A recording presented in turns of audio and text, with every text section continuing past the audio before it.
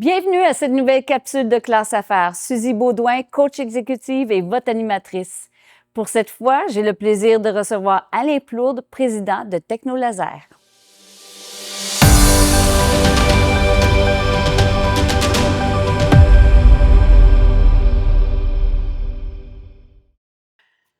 Alain Plourde, enchanté. Enchanté, Suzy. Merci de nous recevoir. Vous êtes le président de Technolaser, une entreprise de pliage et de découpe de métal en feuilles. C'est ça. Puis vous faites ça depuis 25 ans, ça existe depuis 25 ans. Oui. Bravo, c'est vraiment impressionnant. Oui. Moi, je suis curieuse de connaître votre parcours. Comment vous avez commencé ça? Moi, je suis une personne qui vient de la grande entreprise. J'ai travaillé 21 ans chez Alstom Canada, qui est General Electric maintenant. J'ai travaillé en tant que machiniste sur les machines-outils. J'ai fait un peu de supervision. C'est à partir de là, à partir de la supervision que j'ai fait, que je me suis dit, tabarouette, j'aime diriger les gens, j'aimerais ça avoir ma propre entreprise. C'est là que l'étincelle, la flamme a commencé de l'entrepreneuriat. C'est ça, c'est en plein ça. Fait que ça, après ça, je suis parti, je suis allé suivre une formation en démarrage d'entreprise.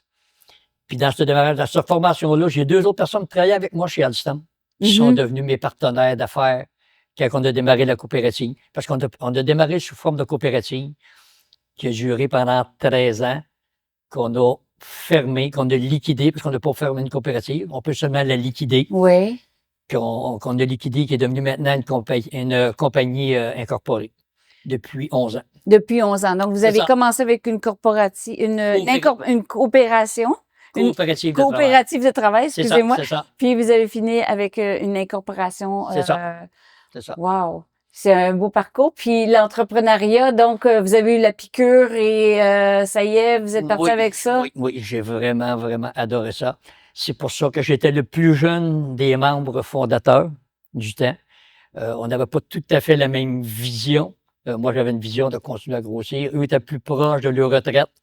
Fait que c'est un peu pour ça que j'ai décidé de faire le move, de dire, regardez, continuer en coopérative, ça devenait difficile dans notre domaine. Fait que j'ai décidé de partir sur une compagnie privée. Surtout, j'avais de la relève, que mon garçon était là. Je lui avais posé la question, il dit, oui, pas, ça m'intéresse. Puis, c'est un peu ça qu'on s'est lancé en compagnie privée. Lui qui s'occupe de la production, puis il s'occupe des chargés de projet dans les bureaux, à l'estimation. Tout ce qui est grosse estimation, c'est pas mal mon garçon qui les travaille maintenant. Donc, l'entrepreneur a commencé avec vous, puis il va se poursuivre avec votre fils, puis on verra pour la suite. Puis, parlez-moi de Technolaser. Parlez-moi un peu plus, qu'est-ce que ça mange en hiver? Qui sont vos clients? Quels sont vos produits et vos services? C'est vraiment une entreprise de service. Ça veut dire que nos clients, on est beaucoup spécialisés dans le domaine hydroélectrique. On a beaucoup de clients dans le domaine hydroélectrique. Puis je vous dirais qu'on est les seuls au Québec à faire certains types de produits hydroélectriques en découpe au laser. On a développé des techniques en 2002-2003, ça fait quand même plusieurs années. Mais vu qu'on est une entreprise de service, c'est qu'on touche vraiment à tous les domaines. Là. On a des clients dans le domaine des balayeuses de rue. On a des clients dans le domaine des niveleuses qui vont sur des bobcats pour des terrains. Vraiment, les gens nous fournissent des dessins et on lui dit si c'est faisable ou pas. Parce qu'on peut les couper dans tout type de matière. Là. On découpe dans l'acier stainless aluminium, qui est les matières premières. Mais on découpe aussi dans le carton, dans le rubber, on coupe dans vraiment tous les types de matériaux. Puis différentes épaisseurs. Oui, différentes épaisseurs, mais tout ce qui n'est pas toxique pour les employés. OK, oui, c'est important. Aussitôt que c'est toxique pour les employés, on ne veut pas toucher à ça. Oui, on a des bons capteurs à source sur les machines. Il n'y a aucune machine qui ne démarre si le capteur à source n'est pas démarré. Mais c'est quand même la santé des employés qui est très important pour moi. Oui, on en parlait hors micro juste avant de vos valeurs. Vous avez des valeurs d'intégrité, de transparence et des valeurs aussi de famille très poussées. Vous me disiez, vos gars, c'est comme votre famille. Certains d'entre vous sont avec vous depuis longtemps. Ça fait 25 ans que l'entreprise existe. Les plus jeunes dans l'entreprise, ils ont 4-5 ans environ, mais j'en ai ici depuis presque le tout début. J'ai un employé qui n'a pas resté ici. Lui, c'était pour la grande entreprise. Lui, son rêve était de travailler à Rio Tinto. Puis il nous a quittés après 22 ans. qui s'en allait à Rio Tinto. Un beau 22 il a fait quand même 22 ans. C'était notre premier emploi. C'est une carrière. Oui. Mais justement, c'est quoi vos secrets? Quels sont les secrets d'après vous pour perdurer dans le temps comme ça? 25 ans, avoir des employés que ça fait très longtemps qu'ils sont avec vous. C'est quoi votre secret? C'est quoi d'après vous? Je dirais, c'est de savoir écouter nos employés. Oui. Vraiment savoir écouter nos employés et se garder. Aidez-moi à réussir, puis vous aider moi aussi en vous donnant des bons emplois bien rémunérés, être à l'écoute vraiment de ses employés. C'est très important. Et s'adapter aussi? Oui, s'adapter, parce que c'est sûr que c'est comme n'importe quelle entreprise. Tout le monde dit, si tu t'en juste le salaire qui mène, tu juste le salaire, mais il y a des employés qui ont refusé d'aller à Mittal ou à Rio Tinto pour travailler pour des salaires moindres, parce qu'on sait qu'on n'est pas capable de donner les salaires de la grande entreprise. Oui. Mais qu'est-ce qu'il nous disait? On est une petite famille, on aime ça, ouais, c'est ça. Et quand il y a de quoi qui marche pas, on part, on va dans le bureau, on va voir le patron, puis ça se règle là. Oui, c'est qu'on peut pas faire dans la grande entreprise. La transparence encore, hein? La transparence, l'intégrité qui est si importante pour vous. Oui. Puis, on parlait de s'adapter, mais aussi s'adapter au marché. Comment est-ce qu'on fait encore là pour perdurer 25 ans avec la compétition, pour rester toujours au top de l'innovation? Faut vraiment se tenir au top de l'innovation. Oui. Je vous cacherai pas, on a fait un investissement de 1,7 million l'an passé. Quand même. Ça, c'est quand même des bons investissements. Surtout alors que je suis rendu faire des investissements comme ça. Là, ouais, c'est ça. Non, mais vous avez votre fils, il va reprendre la balle. C'est plus ça. Mon garçon, il était là, c'était plus pour ça, parce qu'à l'âge que j'avais, il commençait à... Il dit, papa, qu'est-ce que tu fais? Ouais, c'est ça. Non, mais on n'a pas le choix. Dans notre domaine, il faut se tenir à la fine pointe de la technologie, parce que la technologie avance très rapidement. Plus les lasers sont performants, plus qu'ils vont vite, on vend du temps de découpe. Fait qu'on n'a pas le choix de... Normalement, il faut vraiment investir aux 5 ans. Oui. Aux 5 ans, il faut rajeunir nos équipements. Puis je pense que c'est justement, encore là, on en parlait hors micro, vous êtes reconnu pour votre rapidité et la qualité, parce que les deux, c'est possible d'avoir les deux, qualité et rapidité, n'est-ce pas? Oui, c'est possible, mais il y en a qui cherchent seulement la rapidité, puis ça ne les préoccupe pas de voir la qualité de découpe que ça va donner. Technolaser a toujours fait son nom sur sa qualité de travail et ses délais de livraison. C'est vraiment qu'est-ce qui est le plus important pour moi. Ouais. Même les employés, ils le savent. Là. Ils se parlent entre eux puis ils disent « Hey, ça, fallait comme ça. Alain ne sera pas de bonne humeur. Alain, il va dire « Non. » Ils surveillent quasiment entre eux. Puis c'est correct parce que ça devient notre contrôle qualité. Processus important. Vous avez aussi mis des indicateurs de performance en place. Oui. C'est un de vos projets bébés, là, le dernier. C'est dans le dernier de cette année. Oui, effectivement, c'est vraiment, on sait maintenant, on a 5 équipements qui sont connectés. On ne les a pas tous connectés parce qu'on voulait voir qu'est-ce qu'on aurait comme résultat de ça. Oui. On est, amené jusqu'à date, on est très satisfait des résultats parce qu'on est capable de savoir quel pourcentage que notre équipement travaille. C'est-à-dire, on se donne un target, il faut qu'elle travaille à 45 pour avoir la rentabilité qu'on a besoin, parce que c'est des équipements quand même très dispendieux, fait que les paiements viennent vite, on peut dire. Ici, là, on en a plein. Ouais, c'est ça. Mais on voit exactement le temps qu'on a de lousse. On est capable, le client nous dit, regarde, tu es capable de nous faire son urgence. Ah, OK, c'est ainsi, je roule à 42 % Oui, j'ai du temps pour toi. Puis c'est ça qui contrôle nos délais de livraison en même temps. Tu sais, on faisait tout le temps nos délais de livraison un peu sur le pif, qu'on peut dire. Mon garçon avait quand même un très bon pif là-dessus.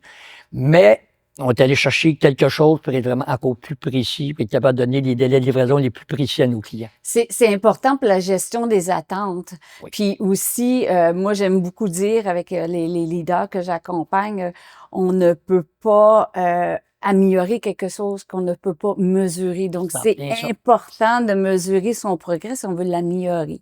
C'est pour ça et de bien gérer les attentes. Oui.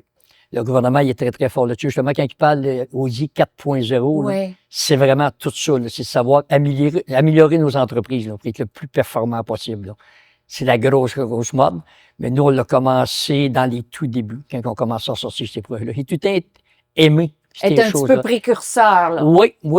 Il y a quelques équipements ici, dont le laser qui est de l'autre côté. Le 9 de l'an passé, on est les premiers au Québec à en avoir un.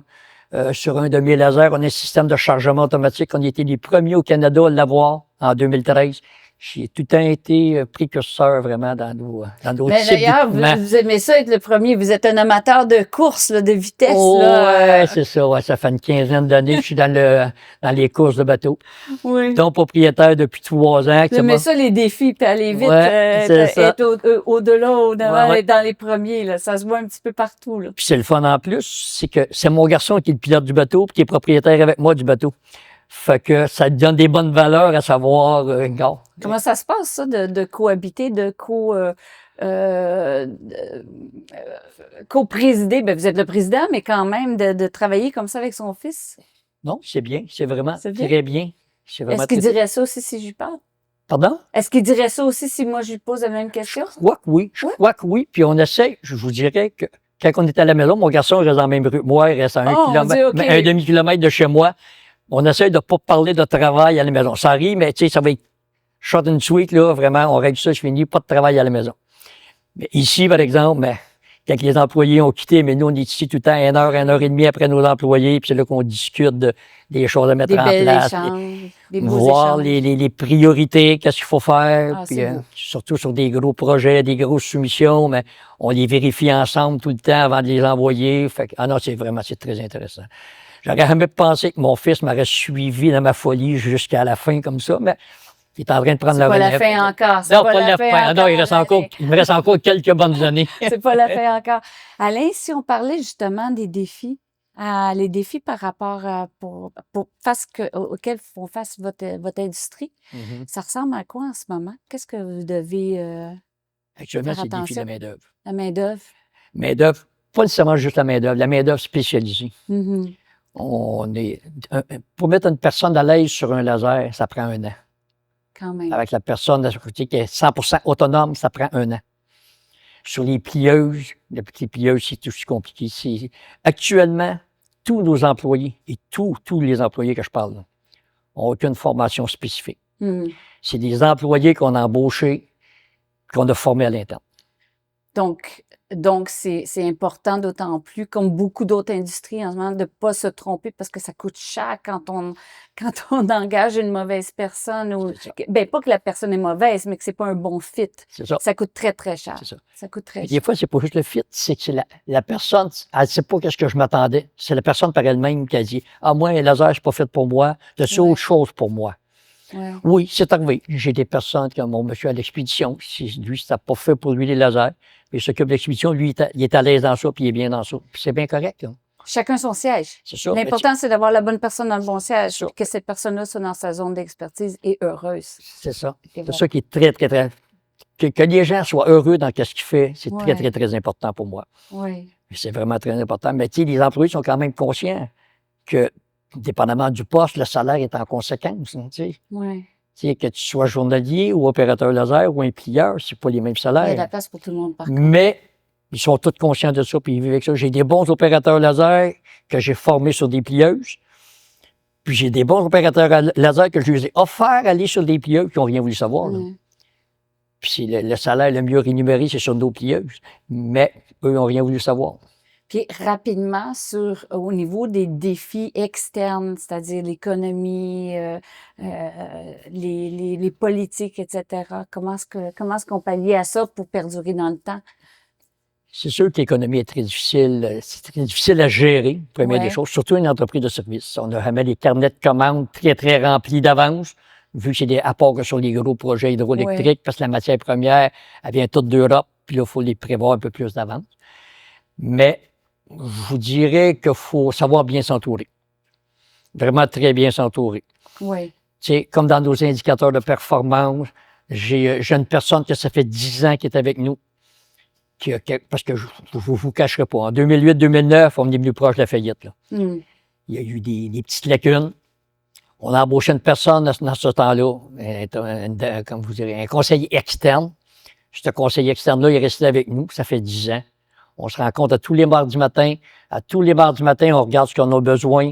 On améliore nos indicateurs de performance. C'est important. On n'a pas le choix de bien s'entourer. On n'est pas obligé de faire ça seul quand on est à la tête d'une entreprise. C'est ce que je dis tout le temps à mes leaders. C'est pas facile de déléguer. C'est pas ouais, mais ça, on pourra s'en reparler. À déléguer. Ça, on pourra s'en reparler. On peut faire une entrevue complète juste là-dessus. Oui, oui. L'entrevue tire presque à sa fin. Ça va trop vite. Il me semble que je parlerai encore pendant quelques minutes. Je vais vous poser une dernière petite question. Quel conseil aimeriez-vous laisser à votre fils?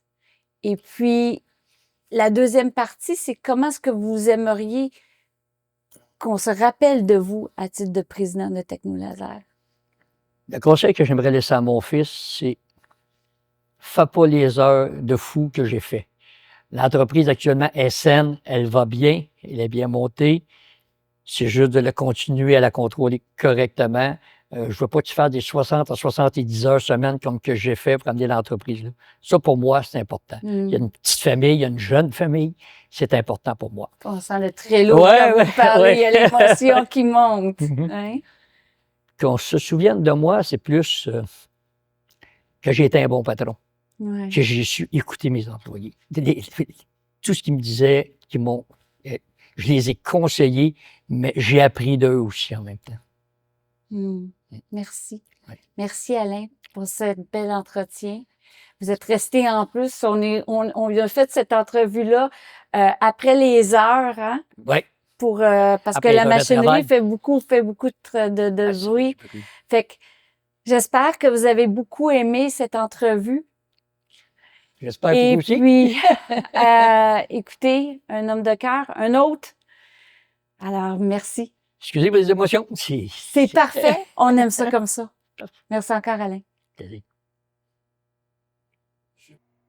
J'espère que vous avez beaucoup aimé cette capsule de Classe Affaires avec Alain Plourde, président de Technolaser.